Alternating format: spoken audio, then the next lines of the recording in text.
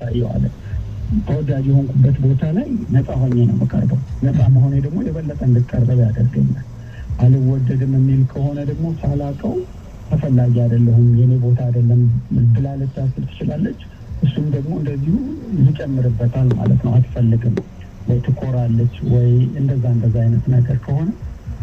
ያ እየጨመረ ይሄዳል ማለት ነው ያለ መፈለግ ሳይሆን ያለ መቀረብ ነገር ማለት እኮ ሰዎች ሊፈልጓት ይችላሉ ግን ላይደፍሩ ይችላሉ ያ አንደኛው ሊሆን ይችላል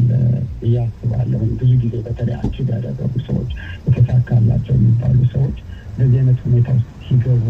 ይታያል ያለ ያስጨንቃል ይችላል አዎ ያስጨንቃት ይችላል ከዛ ባለፈ ግን እንደው በእውነት ላይ አልፈለግም ወይ አይቀርቡኝም ወይ የሚለውን ነገር ቆሞ ኦብጀክቲቭሊ በተጨባጭ ማየት ያስፈልጋል ምናልባት